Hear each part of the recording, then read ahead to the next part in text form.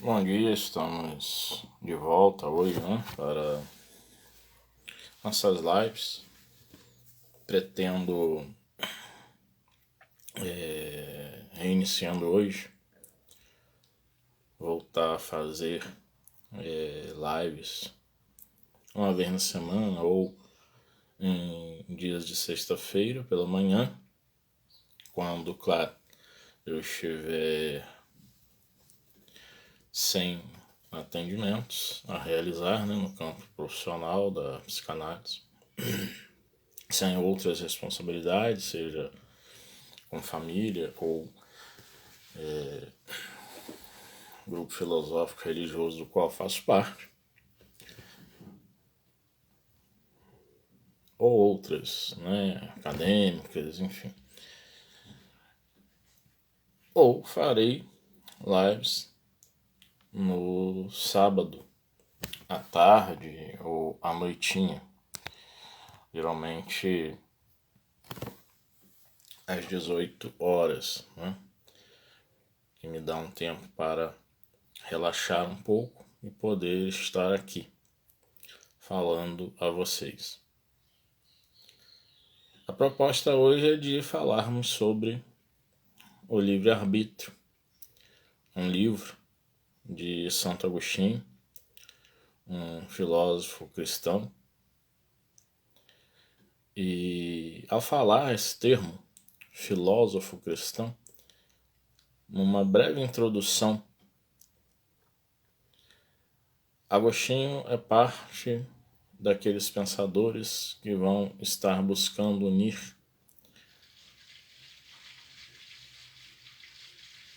o pensamento de filósofos gregos e romanos a uma estruturação e uma adequação do que a Escritura, no caso a Bíblia Sagrada dos cristãos, que contém o Antigo e o Novo Testamento, traz. E esse foi um trabalho realizado durante longo tempo por diversos pensadores, e Agostinho é um dos chamados pais da igreja. Ele faz parte da época chamada patrística. Então há outros nomes, como Ireneu de Leão, como Tertuliano, como Orígenes, são chamados pais da igreja. E a partir dessa possibilidade de fazer essa adequação da filosofia grega e romana junto ao que dizia e diz as Escrituras, nós temos um processo que até então na filosofia estava da seguinte forma: as teogonias e as cosmogonias faziam parte da teologia, que era um ramo de pensamento filosófico, o estudo sobre os deuses. E dentro dos estudos sobre os deuses, obviamente se tinha ali as cosmogonias, como o mundo ou mundos foram criados. O mundo físico, o mundo do além. Então, este era um pensamento, era um objeto de estudo dentro do campo da filosofia. Agostinho ele vai inverter isso. E os pais da igreja vão buscar inverter isso e colocar então Deus não como uma das partes estudadas pela filosofia, mas o objeto último. A busca do filósofo será Deus. E isso faz nos lembrar do filósofo Platão em seus diálogos, colocando ali nos lábios de Sócrates, né? Ou transcrevendo o que Sócrates colocou, que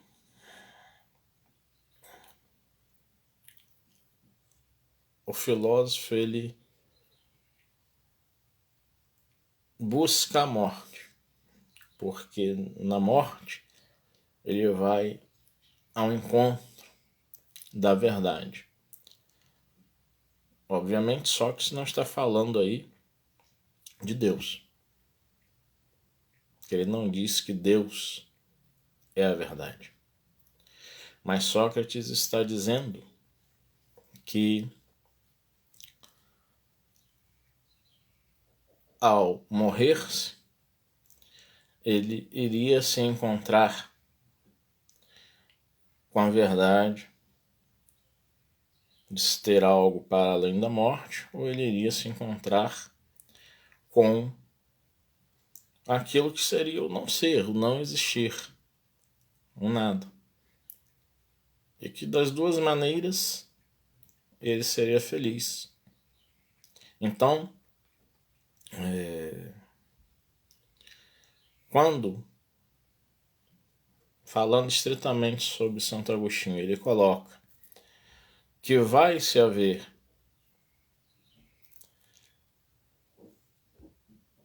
a busca por Deus como o objeto máximo da filosofia, ele está dizendo que Deus é a verdade.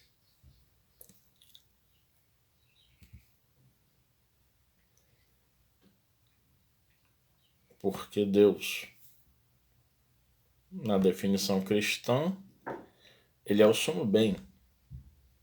E como sumo bem, ele é a verdade.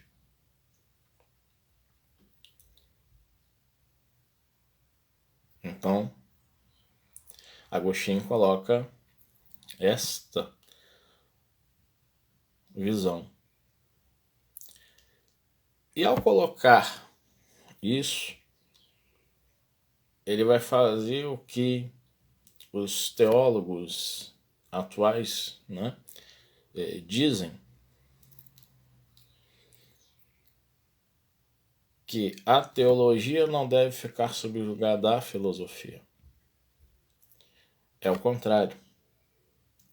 A filosofia deve servir à teologia, no sentido de que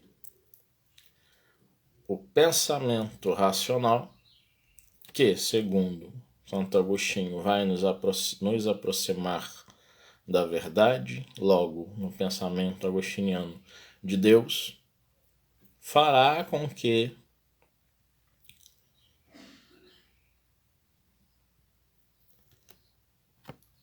haja a possibilidade de nós, por esse pensar racional, nos deslocarmos para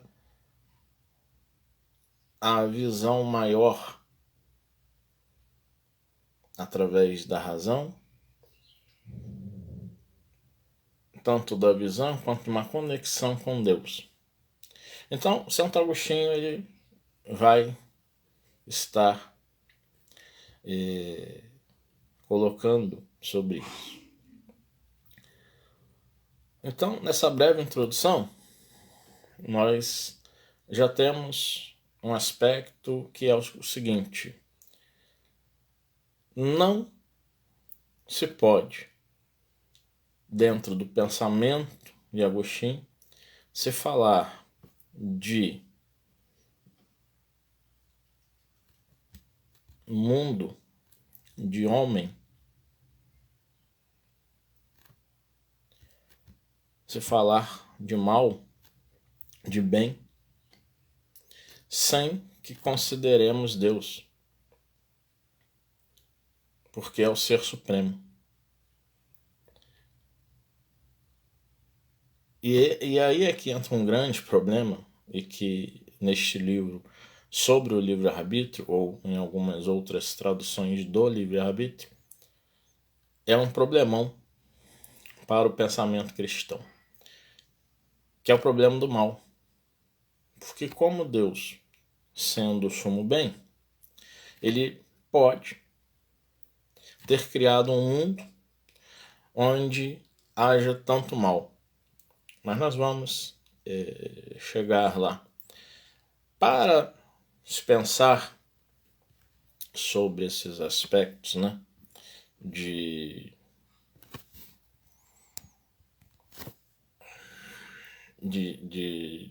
mal, de mundo, né, Agostinho vai trazer uma hierarquia na criação. Porque para se falar sobre a liberdade, para a compreensão de Agostinho, nós devemos aprender e entender que há, vamos dizer assim, 3 níveis de seres na criação. E o primeiro nível são os seres que existem, simplesmente existem. Quais são esses seres? São seres aqui, ó. Uma tesoura, uma caneta, um pote de medicamento, uma pedra. Esses seres simplesmente existem. Estão no mundo. Têm existência. Estão aí. Tanto existem que nossos sentidos os veem. Eles existem. Os veem, os tocam, os sentem. Né? Sentem pelo tocar. Esses seres existem. A segunda categoria de ser, em Santo Agostinho, são os seres que existem e vivem. Quais são? As plantas, os animais. Estou aqui com 2 gatinhos, né? 2 gatinhas. Né? O macho não está aqui, são 3. O macho é o Hércules, tem a Charlotte, tem a Frida. As 2 fêmeas. É um animal gato. Eles existem e vivem. Agora, se eles têm a percepção de si, não tem. Segundo as colocações de Agostinho. Então, se eles não têm as percepções de si, eles só se movem a partir do que os seus instintos dizem para que seja realizado. A terceira categoria do ser em Agostinho é o ser que existe, que vive e que sabe que vive. Isto é, ele é consciente da sua existência. Ele é autoconsciente. Somos nós, seres humanos. E o que diferencia aos seres humanos dos seres que só existem e dos seres que só existem e vivem é justamente a sua capacidade de entendimento de compreensão, de reflexão. É o ter a percepção de si próprios que faz com que o ser humano se entenda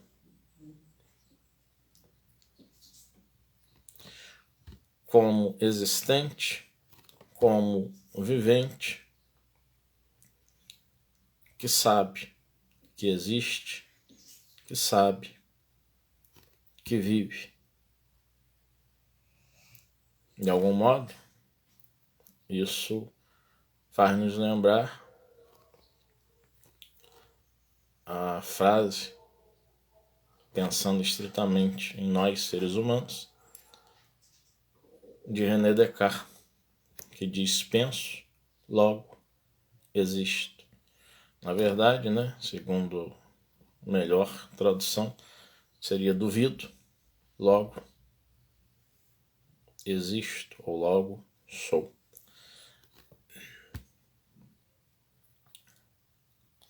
E o duvidar faz parte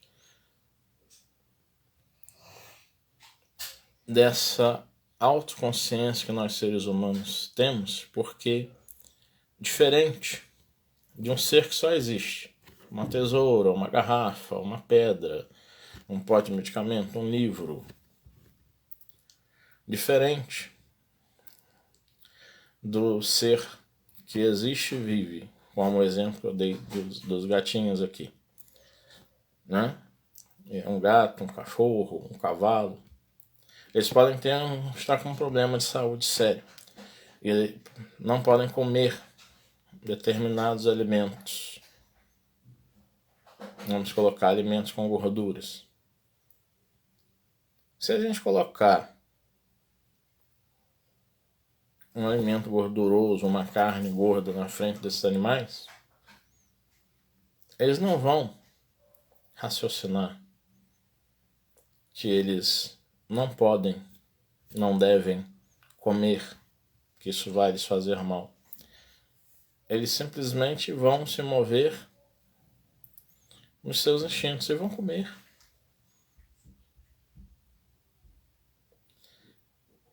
Nós temos um raciocínio que nos diz: me convém? É correto? Vai me fazer bem? Eu fui ao médico. Olha, o médico disse que eu não posso, após ter visto alguns exames ou diante do relato de alguns sintomas que eu passei, ele disse que eu não posso comer determinados alimentos. E faz uma lista, corta, passa algum medicamento. O animal, ele pode ir ao médico veterinário, levado por nós, aqueles que possam lhe ser tutores. O veterinário vai falar conosco e nós é que vamos fazer todo o processo de dar a alimentação adequada e os medicamentos nas horas certas àqueles animais. E como eles não sabem que aquilo é para lhes fazer o bem, muitos animais acabam fugindo quando nos veem com um comprimido de medicamento na mão. Eles acabam, os gatinhos aqui, quantas vezes aconteceu de, mesmo com todas as técnicas e tudo, de repente eles tentarem arranhar-nos. Faz parte da natureza deles. Afinal de contas, a natureza deles só vai se colocar no desejo daquilo que instintivamente eles se aproximam. Então, um comprimido que não tenha um paladar agradável, obviamente, esse animal não vai querer. Mas nós, seres humanos, podemos dizer que, nossa, tomar determinado medicamento, que medicamento horrível. Mas a gente raciocina, a gente sabe da necessidade, sabe que isso vai nos fazer bem e nós vamos então tomar aquele medicamento. Então, dentro dessas categorias de ser, e dentro da categoria de nós, seres humanos, que existimos, vivemos e sabemos que existimos, e com essa pergunta que nós podemos fazer a nós, isso me convém, isso realmente é necessário para mim, nós temos um sentido interior. Um sentido interior que nos leva a esse raciocínio, que nos leva a entendimentos, a compreensão, que nos leva à reflexão sobre diversas situações, sobre nós, sobre o mundo, sobre a vida, não é? E Agostinho vai dizer que o sentido interior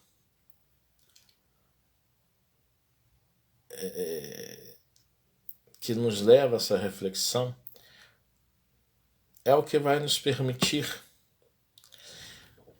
o seguinte: nós temos os nossos sentidos, visão, tato, olfato, paladar, audição e tantos outros, né? E nós temos esse desejo que muitas vezes esses nossos sentidos vamos apetecer, né? E nós vamos estar ali desejosos de algo.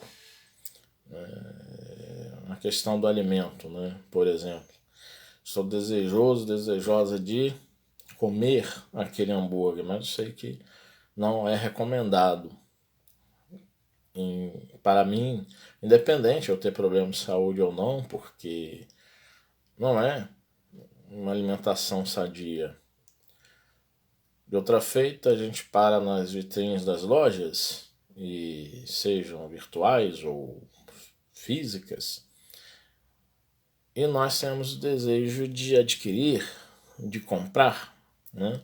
É muito comum para quem, como eu, é bibliófilo, né? Bibliófila, que gosta, né? Que tem amor aos livros, que lê, de estar numa livraria, né? Ou virtualmente, e comprar ou baixar mais de 1000 livros e depois falar aquela mesma expressão que nós escutamos de tantos outros amantes dos livros e das leituras. É muita coisa para ler, já comprei, já baixei, mas olha, eu li aí uns 5, mas tem mais de 100, eu não vou dar conta este ano. É porque não vai dar conta mesmo, né? Então a gente pode, diante desses produtos, escolhermos adquiri-los ou não. Então, o que aí acontece? O desejo quer subjugar os sentidos, entretanto, a razão subjuga o desejo. Repetindo, o desejo quer subjugar os sentidos. Eu vejo, eu ouço, eu salivo, eu preciso, vem como uma ideia de precisar daquele produto. O desejo quer subjugar os sentidos. No entanto, a razão, ela subjuga o desejo. E, segundo Agostinho, se nós não subjugarmos o desejo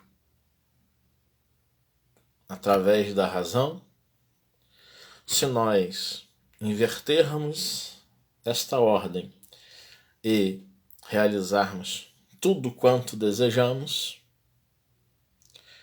nós não somos mais seres humanos, nós somos animais. É isso que Santo Agostinho coloca. E aí nós vemos como há a influência do pensamento platônico na obra agostiniana.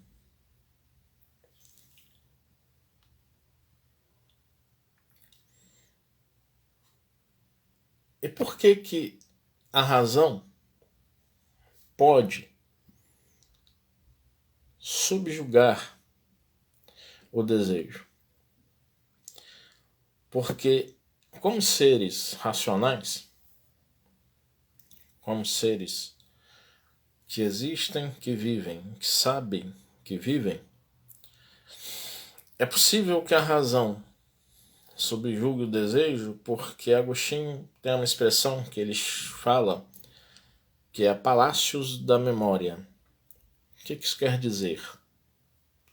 Quer dizer que nós temos a capacidade de separarmos, como que em arquivos, como que em setores, como que em gavetas ou em prateleiras, cada uma para uma coisa,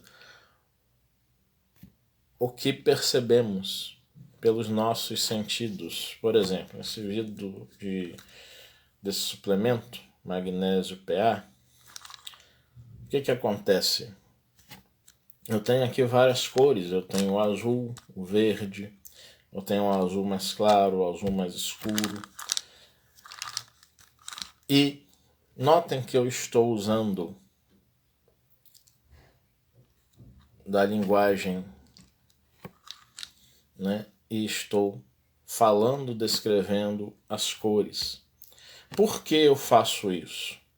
Porque para Agostinho nós temos a capacidade de separar, de arquivar, de colocarmos tudo em prateleiras ou em arquivos, em setores, em departamentos específicos. E é isso que ele vai chamar de palácios da memória. Então, se eu escuto, por exemplo, alguém passar de carro e alguém que é meu conhecido, minha conhecida em frente à minha casa ou ao meu apartamento, mas há outros carros passando e outros até podem buzinar, mas vamos supor que só esse carro buzinou e eu escuto que houve um desacelerar desse carro, escuto a buzina desse carro, e se eu for olhar, eu vou identificar que é o carro de fulano, de fulana. Por quê? Porque nos palácios da memória, essas partes todas eu tenho arquivadas e eu consigo identificá-las e assim colocando cada coisa separadamente, mas também unir a essas coisas para identificar que fulana veio em tal horário ou fulano em tal horário para me visitar num carro X com a buzina que eu reconheci, como de outras vezes também foi realizado. Por isso, nos palácios da memória houve a possibilidade de se conseguir identificar essas questões. Então, os palácios da memória, eles são arquivos que vão auxiliando a que nós tanto retenhamos informações quanto consigamos separar essas informações, como se eu visse um amigo passando com uma camisa branca e eu não focasse na imagem desse amigo, mas na cor branca da camisa e pensar que o papel é branco, tem a mesma cor, tal a camisa deste amigo. Olha quantos elementos nós temos aí. E quando nós somos capazes, né? E por sermos capazes, como diz Agostinho, de fazermos isso, é que nós temos liberdade. E aí é aqui que nós chegamos no ponto crucial, né, dessa obra de Santo Agostinho. do livre-arbítrio. E se nós somos seres racionais, e justamente por sermos seres racionais, que entendem que vivem, que sabem que vivem, é que nós temos liberdade. Aí entra Deus para Agostinho.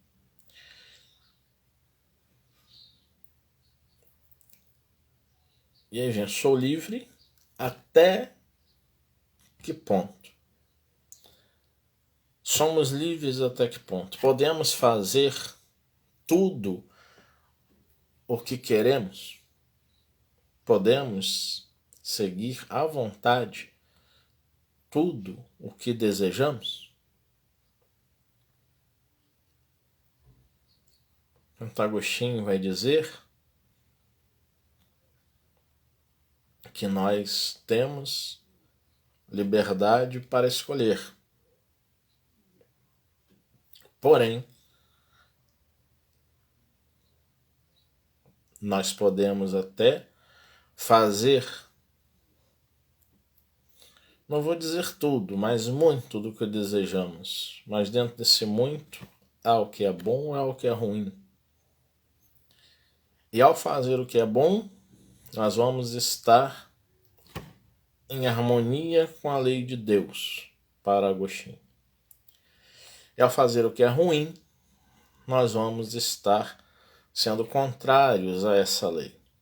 E aí vem um problema que Agostinho coloca, e neste livro, sobre o livre-arbítrio, ele dialoga com seu amigo Evódio.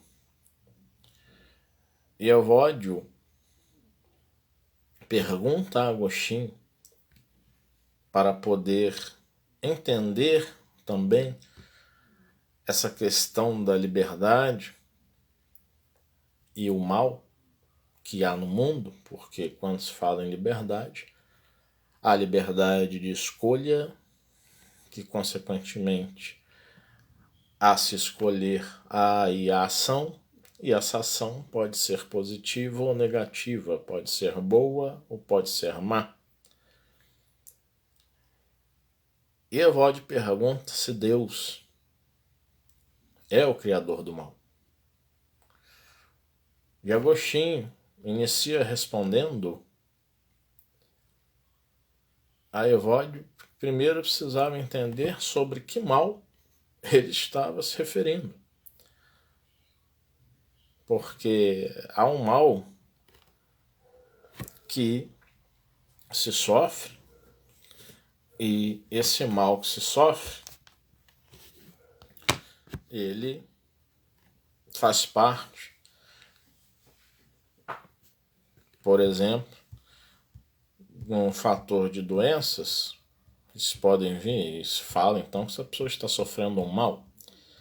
E há um mal derivado, né, como diz Agostinho, como punição diante de atos realizados, e que estão esses atos contra a lei de Deus.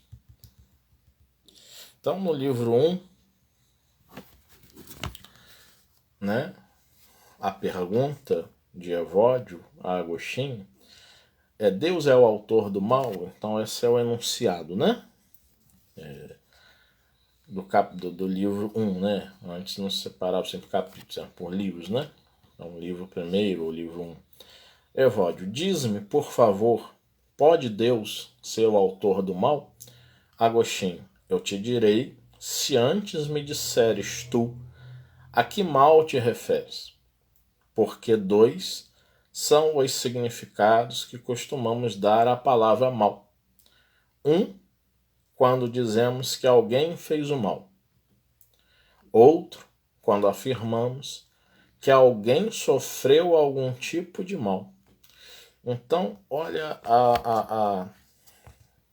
o pensamento, né, na resposta que Agostinho dá a Evódio. Evódio pergunta se Deus é o autor do mal, mas aí Agostinho diz: primeiro você precisa me dizer a que mal você se refere. Porque, segundo Agostinho, nós temos dois significados para o mal. Um é quando a gente diz que alguém fez o mal. Alguém roubou, alguém matou. Outro, quando a gente afirma que uma pessoa sofreu algum tipo de mal. Quem roubou ou matou fez o mal. Quem foi assaltado, quem foi roubado, quem foi morto, sofreu o mal. São coisas muito distintas. E aí Evódio diz, de um e outro eu desejo saber. E Agostinho responde, sendo Deus o bom, como tu sabes ou crês, e certamente não é lícito crer no contrário, está claro que não pode fazer o mal. Então, para Agostinho, Deus sendo bom, como falamos, né, anteriormente, o sumo bem, está claro que Deus não pode fazer o mal. Além disso, se confessamos que Deus é justo e negá-lo seria uma blasfêmia, assim como dá recompensas aos bons, assim também pune os maus, e é indubitável que as penas com que os aflige são para eles um mal. Contudo, ninguém é punido injustamente, como somos obrigados a confessar. Até porque se houvesse punição justa, Deus não seria o sumo bem. Ele estaria fazendo mal em sendo injusto. Continuando as palavras de Agostinho. Pois cremos na providência divina, que governa tudo quanto acontece no universo.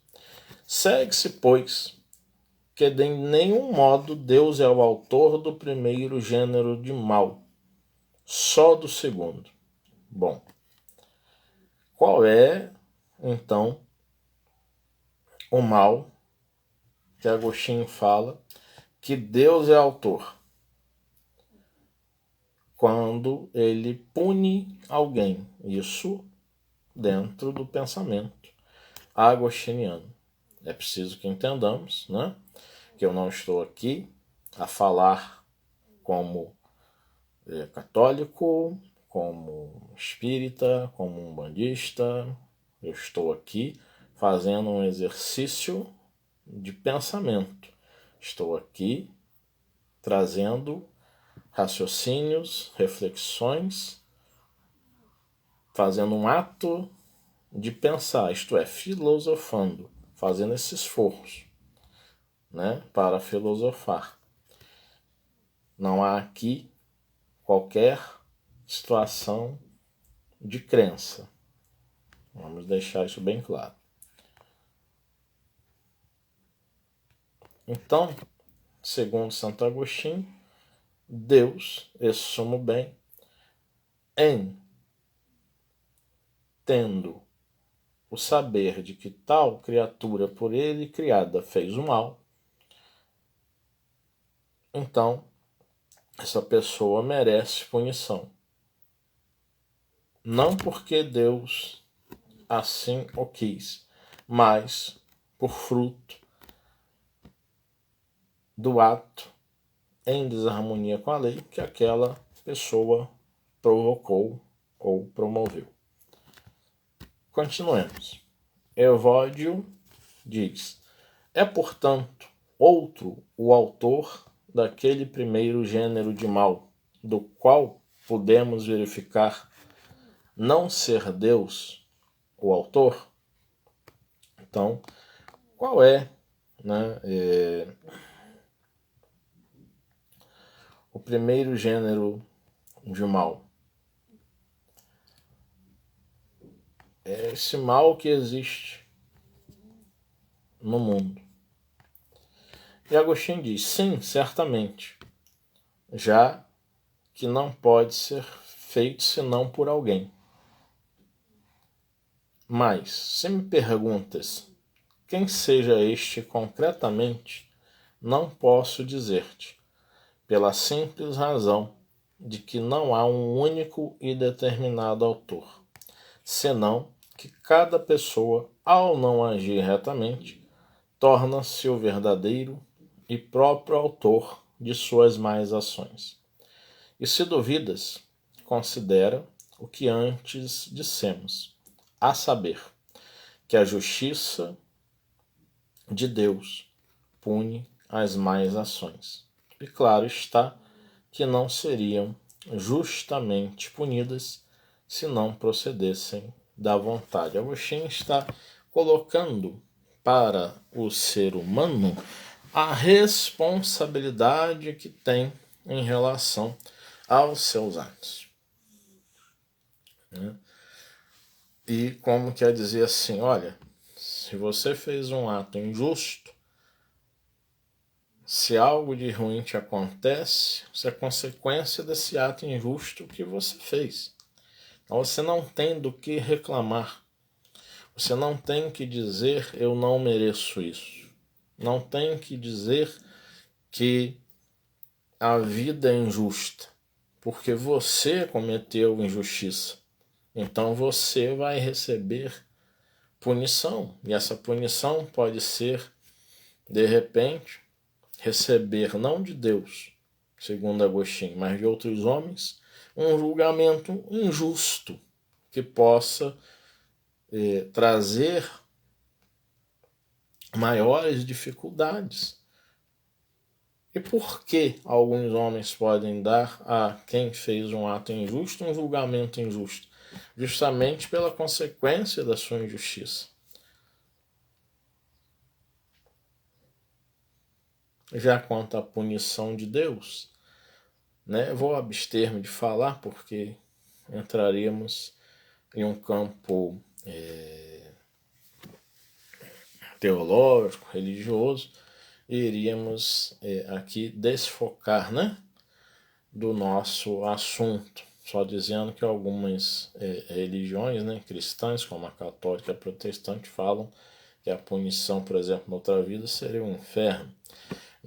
Alguns judeus colocam que a doença, a morte, tudo isso vem quando a pessoa se afasta do caminho reto. Para o espírita, essa pessoa vai ou acertar as consequências já nesta vida ou numa próxima vida, essa pessoa vai passar pelas consequências de seus maus atos, se principalmente aqui ela não sofreu isso. Mas enfim, esse é um resumo de algumas penalidades que as religiões cristãs, algumas delas, 3 que eu falei aqui, colocam. Mas o nosso foco não são as penalidades possíveis numa vida futura, mas sim a responsabilidade que Agostinho diz que nós, seres humanos, temos diante dos atos que cometemos. Então, nós temos que refletir sobre os nossos atos, sobre as nossas ações, sobre aquilo que pensamos, como pensamos, o que estamos desejando, pensarmos se realmente queremos o que desejamos. Tem até um vídeo no YouTube e tem um livro do psicanalista e médico psiquiatra Jorge Forbes, que é Você Quer o que Deseja? Que essa pergunta é bem interessante. Ontem mesmo, em uma sessão de análise, quando eu fiz essa pergunta, a analisante ela colocou que ela realmente se faz essa pergunta. Se ela quer realmente o que deseja. E essa é uma questão que está nesta pessoa. E não só nesta pessoa, como muitas vezes está em nós, né? Você quer o que deseja, né? Quantas pessoas dentro de casamentos, por exemplo, elas estão ali no desejo de estar, né, numa vida que possa ser harmônica, numa vida, né, com aquela pessoa. Mas lá no fundo, se elas perguntavam, você quer o que deseja? A pessoa pode entender que o seu desejo real não seja aquele. Que o seu desejo, na verdade, eu quero seguir minha vida sozinho, sozinha. Eu não quero estar mais com essa pessoa. Eu não quero mais fazer parte, né, desse mundo, né, onde há uma pessoa com outros valores, com outros pensamentos, com outras pessoas, né, agregadas, são os familiares, os irmãos, as irmãs, sobrinhos, primos, tios, tias, avós, avós, enfim. E a pessoa pode não querer isso. Ela pode desejar aquela pessoa, mas não quer realmente estar vivendo aí, né? E aí isso vai nos fazer levar também para outro campo, né? Mas em pensamento sim filosófico, também psicanalítico, né? Dentro dos focos, né, que eu tenho de conhecimentos. Mas aqui eu estou falando essas coisas para o seguinte sentido, né? É preciso que raciocinemos para ver se as nossas ações diante das nossas escolhas vão produzir bem ou mal.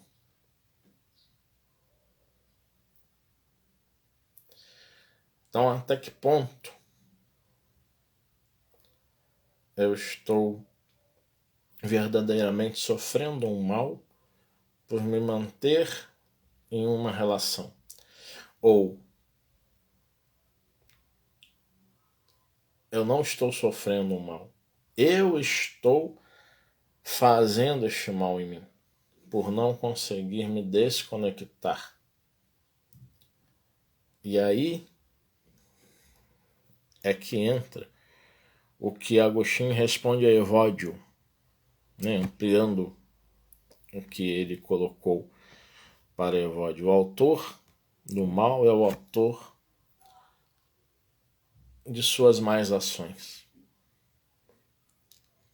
E aí a gente pode pensar, como no que eu coloquei aqui, ampliando um pouco, as más ações não só para com outros, mas as más ações também para comigo. Se bem que em Santo Agostinho, a má ação que eu faço, que desarmoniza-me com a lei de Deus, é a má ação que eu faço comigo. Porque, como falamos anteriormente, se a razão não subjuga meu desejo, eu, segundo Santo Agostinho, sou um animal. Um animal no sentido de existir e viver, mas não pensar. Então eu me rebaixo a este nível e não vivo o ser que sou. Um ser que sabe que vive. Que não só existe, que nem só vive, mas um ser que sabe que vive. Isso nos leva ao pensar de que, ao agirmos da forma correta, segundo Santo Agostinho, nós podemos não esperar punições. Nós vamos aguardar recompensas. E como ele responde a Evódio, né? Quando ele fala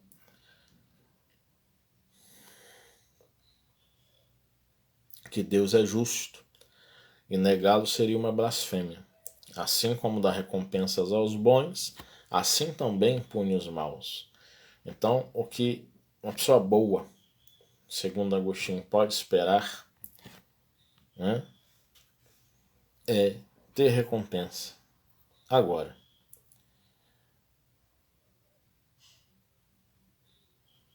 vive-se em um mundo onde não estamos sozinhos, onde estamos com outros seres humanos. E esses outros seres humanos, nem todos são bons. Muitos, se não a maior parte, está atenta só aos seus próprios interesses. E agora? Se muitos estão atentos só aos seus próprios interesses, eu não posso vir a sofrer um mal? Aí, esta é a questão. Que no pensamento de Agostinho ele deixa para nós desenvolvermos. Que ele vai falar mais à frente, mas estou te falando para nós desenvolvermos estritamente em relação à nossa live de hoje. Porque se eu posso sofrer um mal, então é porque outra pessoa pode me fazer um mal. Eu posso sofrer um mal porque um vírus, uma bactéria me tome e me deixe doente. Agora, se eu sou uma pessoa boa, um vírus, uma bactéria, poderiam não atuar sobre mim pela vontade de Deus, porque eu não mereço, porque eu sou um homem, eu sou uma mulher muito bom, muito boa. Essa é a minha recompensa. E uma pessoa má, então, fica doente porque ela fez muitos atos maus. Então essa pessoa merece e está sendo punida de forma justa pela lei do Criador. Esse é o pensamento de Santo Agostinho. Agora há outros tipos de males que nós podemos sofrer. Calúnias,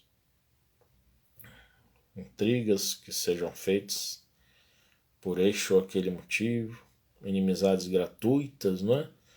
Que se tenham para conosco. E isso vem a ser o mal que soframos. E na visão de Agostinho, qual a recompensa?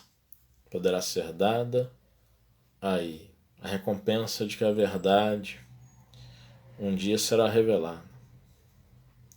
E aquela pessoa que nos caluniou, que fez uma intriga para conseguir alguma coisa, enfim, por qualquer tipo de interesse, aquela inimizade gratuita vai ser revelada. E é aquela pessoa que não presta, é aquela pessoa que fez o mal. Foi ela que inventou coisas sobre nós.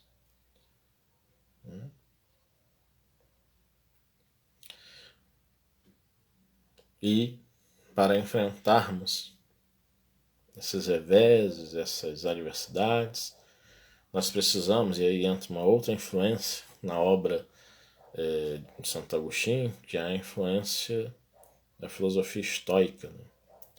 Nós precisamos ser estoicos. Né? Ser estoico é justamente conseguirmos suportar e viver os revés, as adversidades da vida com serenidade, sem revolta. Né? Isso é ser estoico. Bom, a live já vai quase em 1 hora. Vamos encerrarmos por aqui. Espero mais uma vez ter contribuído para o nosso pensar sobre a vida, o nosso pensar sobre nós, e que essa live seja mais uma que possa contribuir com vocês para as reflexões sobre o nosso viver. Fiquem bem. Tenham todos e todas um bom final de semana.